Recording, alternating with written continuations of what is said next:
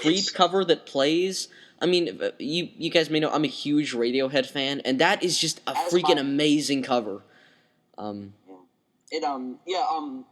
Actually, I love the trailer so much. We're gonna put it in the underbar below this podcast. Yes, we will. Check it out. Yeah, it's The Social Network. It's based on the book The Accidental Billionaires, The Founding of Facebook, A Tale of Sex, Money, Genius, and Betrayal by Ben Mesrick. And we both read the book, and we both really like it, and we'd strongly recommend you check out the book, and we'd strongly recommend you check out the movie, even though we haven't seen it, because we're that sure it's going to be, badassery. So that's Ryan's most anticipated for the rest of the year. Now let me talk about a bit about mine, and we'll discuss, of course, because we're just awesome that way. My most anticipated film for the rest of the year, and this has been my most anticipated for a while now, ever since Inception came out, is Scott Pilgrim vs. the World, which comes out next weekend. So after that, I'll just have The Social Network to look forward to, but I cannot wait for this movie. A lot of people are comparing it to Kick-Ass, and really, I think this movie is going to work in a totally different way than Kick-Ass, but I think it's going to work in a totally more interesting way than Kick-Ass did. I mean, Kick-Ass is a great film, we can all admit that.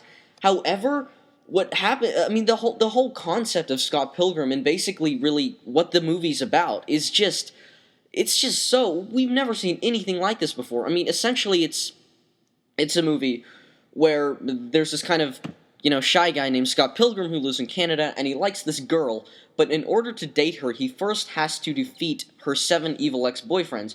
And at that point, the movie just kind of goes into this very pop art style, and, it's kind of a video game, manga, parody, tribute, homage, just whatever, and I don't know, all the buzz that's been coming from this movie, a lot of people have already seen it, it was screened at Comic-Con, it's all been just amazing, and it's all been amazing from the right people. This movie just seems like it's going to be just a geek's wet dream. And me being a geek and me being a fan of the comics it's based on, actually, I am just so psyched for this movie. Want to talk a bit about your thoughts on the upcoming film, Scott Pilgrim vs. the World, directed by Edgar Wright and starring Michael Cera, Ryan?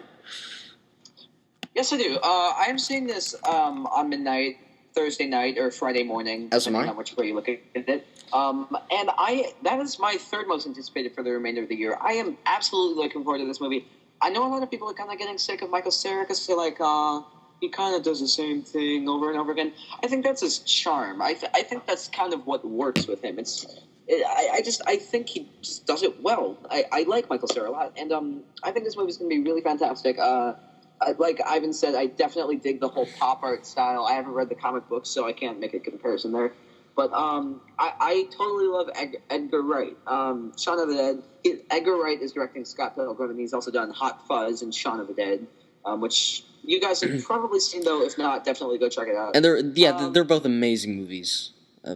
Not amazing, very good movies. I think they're amazing. I think they're Yeah, I actually prefer Hot Fuzz, and I think that is one of the best movies. If you say ever, I'm gonna kill you. Not ever, but one of the best movies of the decade for me. I love that movie to no end, and yeah, Scott Pilgrim vs. the World, directed by Edgar Wright, comes out August 13th, and yeah, that's what we're looking forward to. Anything else you want to mention, Ryan, that you're especially, fond of the idea of seeing? The Coen brothers, who have done, No Country for Old Men, Big Lebowski, Fargo, they're doing a remake of True Grit, and it stars, Matt Damon, Josh Brolin, Jeff Bridges, actually. Who plays John Wayne's role? Yeah, it's a remake of a John Wayne film that came out in the 1960s, and I am completely looking forward to this movie, not only for my total love for the Coen brothers. I mean, I will see anything they do. I have seen everything they've done, actually, but because of my love for just the actors in this movie. I mean, aside from, some of the actors have done some fairly bad movies, but they have always done very interesting ones, even if they are bad. Take Josh Brolin, for example. Even though W was a complete failure, I think at least his performance just elevated it, and just just these actors have just proven time and time again. I would say the same thing for Jonah Hex, actually. Sorry to interrupt you, but like that movie was complete crap. But I mean, his performance was the one good thing about it. I didn't see it, and I don't ever intend to. Yeah, no one see Jonah Hex. Yeah, but yeah. So basically, for me, Social Network, True Grit, and Pilgrim, and that's pretty much all I want for the rest of the year because everything else kind of looks like crap. Let me just talk about one more movie, if you'll allow me to. It's this film called Vampires Suck, and it's directed by these. No, I'm just joking. Funny. Okay, I just want to talk about one more movie. It's called The Fighter, and many of you maybe haven't heard of this film. It's directed by David O. Russell, and it stars Mark Wahlberg, Christian Bale, and Amy Adams. And this movie, it's directed by David O. Russell, like I said, who directed one of my favorite films of all time, Three Kings. And The Fighter is basically just about a boxer, the Irish boxer Mickey Ward, and kind of his brother / promoter Dickie Eklund. Sorry.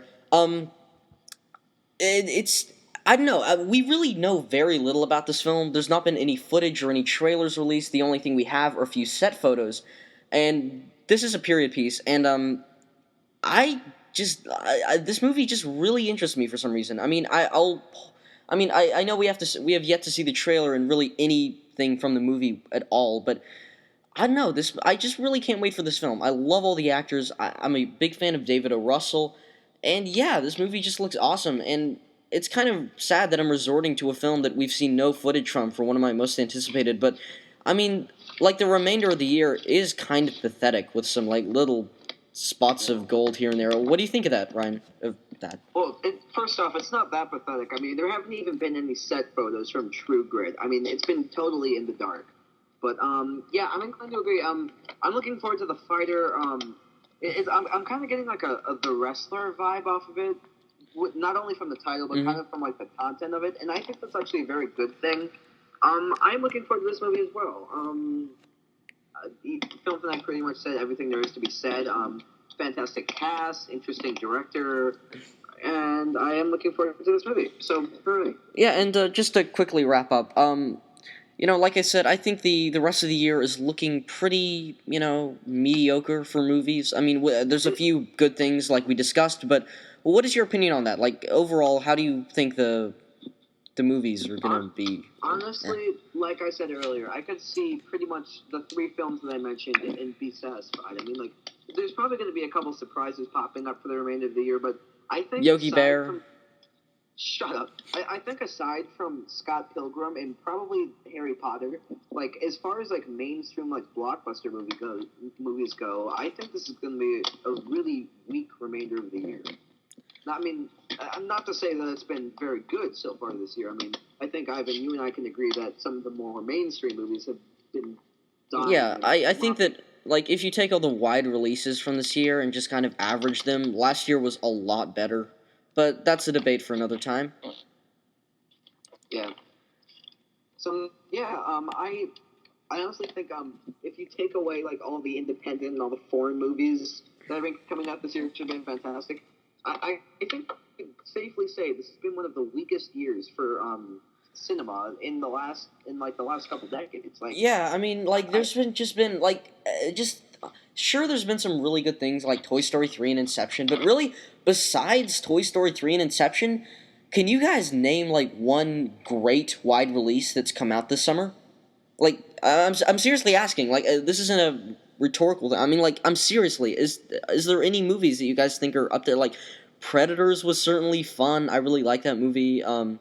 Night and Day I enjoyed, even though you hate it, Ryan. But, I mean, the A-Team I liked, but there's nothing that's been actually great. And it's been a very throwaway year for wide releases, I think, so far. Yeah, yeah, I agree. Yeah, so, but I think there's a lot of more interesting independent movies coming out for the rest of the year. Darren Aronofsky, who, if you guys don't know, has done Requiem for a Dream and, as we previously mentioned, The Wrestler. He's doing a movie called Black Swan, which stars Natalie Portman and Mila Kunis as rival ballerinas. I'm totally looking forward to that movie. But that's just kind of like an example, like as far as mainstream movies go, there isn't a lot of more interesting movies out for the rest of the year. But I mean, like, there's a lot of movies with kind of